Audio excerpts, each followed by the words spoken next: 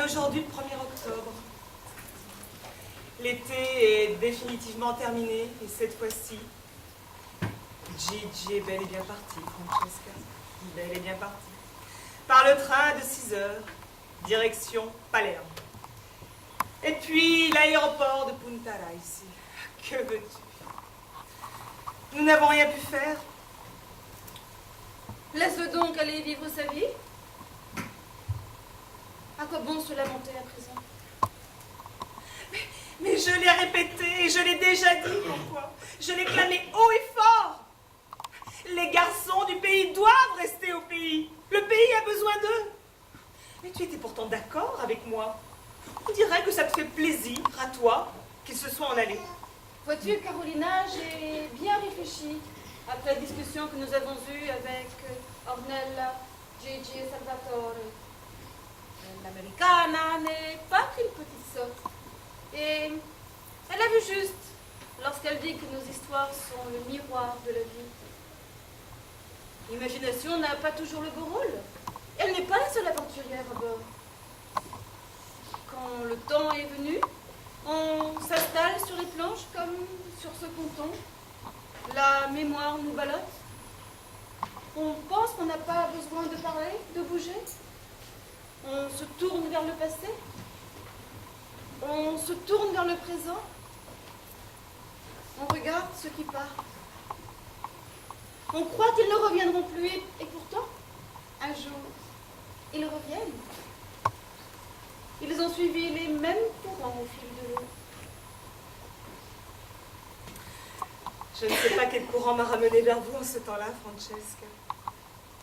Destin, providence, appelle cela comme tu veux, mais ce que tu dis là est tellement juste que j'en ai des frissons dans le dos.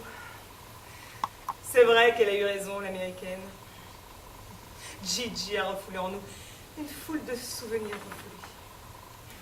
L'été, un étranger sur la plage, le coup de foudre, le départ vers l'Amérique, la volonté de tout abandonner. L'été, un étranger sur la plage, le coup de foudre. Le départ vers l'Amérique. Mais c'est tout notre passé qui ressurgit du fond de l'eau. Tu avais 18 ans. J'en avais 25. Ah, qu'est-ce que tu m'as rendue jalouse cet été-là. Une vraie furie à cause de ce beau garçon. J'ai tout essayé pour le séduire. T'as finalement préféré un homme. Rappelle-toi ses jolies lèvres, ses cheveux blonds et ses grands yeux. Et ces jolies petites fesses bien fermes. Hein? Les bracelets luisants à ses poignets. L'énergie et l'élégance qu'il avait quand il faisait les claquettes. Quel beau danseur! On était vraiment toutes les deux folles de lui. Dingue! Complètement dingue!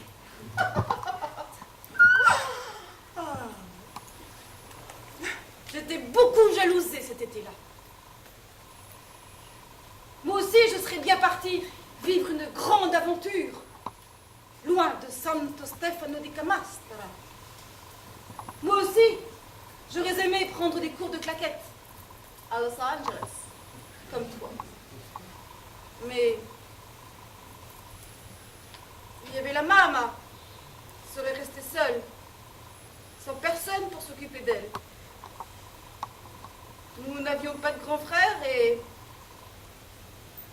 papa nous avait déjà quittés.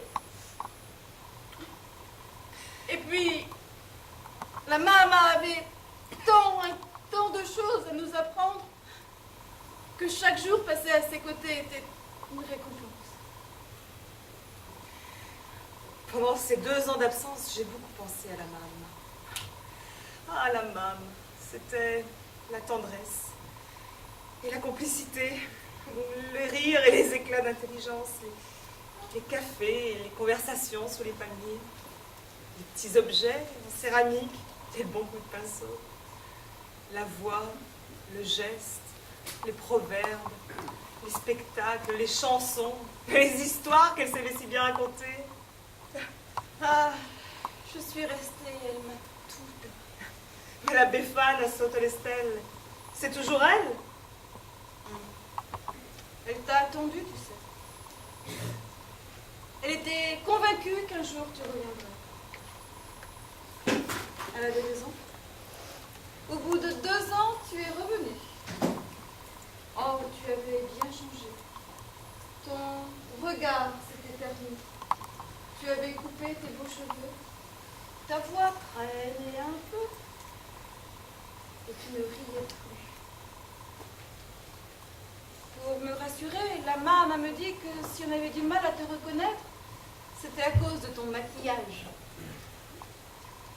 Elle me dit même en souriant que tu ressemblais à Angelica, la marionnette. Je me souviens, le jour de mon retour, c'était comme dans un conte de Pirandello. Il faisait très chaud, souviens-toi. Le Chirocco soufflait.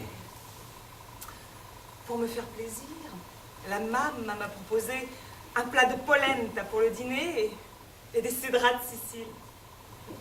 Longtemps, je l'ai serré contre moi. Ouais. Et puis, je suis montée au grenier. J'ai enfilé une vieille jupe et je suis redescendue l'aider à préparer la polenta. Ah, jamais on a travaillé la pâte comme je la travaillais ce soir-là. Je la tournais, la retenais, la tordais, la malaxais avec acharnement. On est bien toutes les deux, Francesca, on est bien. On a bien fait de prolonger sur scène ce que la maman nous a appris. On est bien, ma Carolina. On est bien.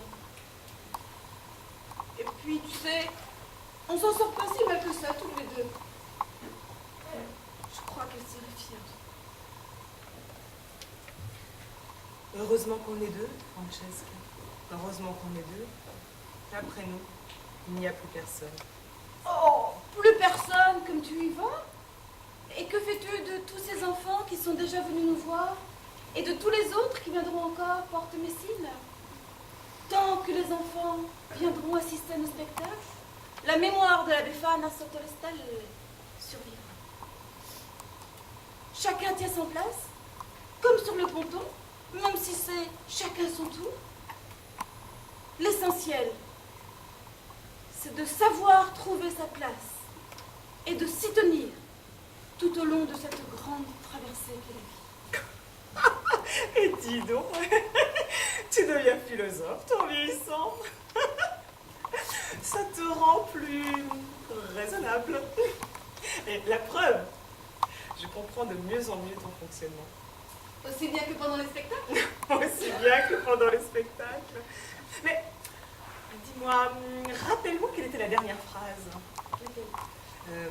Celle sur la vie, celle qui roulait des mécaniques. Attends, je sais. Tant que les enfants seront là à nous écouter, porte Messine, la mémoire de la Befana sotto le stelle survivra. Non, non, pas celle-ci. Bon, celle-ci était pas mal. Hein. Non, non, mais la dernière. Celle d'après. L'essentiel, c'est de savoir trouver sa place et de s'y tenir tout au long de cette grande traversée. Oui, exactement. L'essentiel, c'est de savoir trouver sa place et de s'y tenir tout au long de cette grande traversée qu'est la vie. Comme c'est bien dit, hein. L'essentiel, c'est de savoir trouver sa place et de s'y tenir tout au long de cette grande traversée qu'est la vie. Et en même temps, ça fait bateau, cliché, quoi. C'est vrai, quoi, la vie, la traversée, quoi. Enfin bon, elle me plaît bien, cette phrase. Non mais c'est vrai, dit sur un ponton, ça me plaît bien. Bon, attends, je vais essayer de la compléter. Il faut se la faire jusqu'au bout, cette traversée. Et une fois qu'on a trouvé sa place, surtout, oui, surtout, savoir tenir le cap. Tenir le cap. Comme par exemple peindre sur de la céramique. Par exemple, ou bien raconter des histoires. Ou alors ouvrir les yeux. Et se gorger de fleurs. Et de fruits. et savoir jouir de la vie. Aimer, vivre. Tout simplement, aimer, vivre. Vivre. Vivre jusqu'à la dernière touche de peinture et jusqu'à la dernière syllabe d'amour.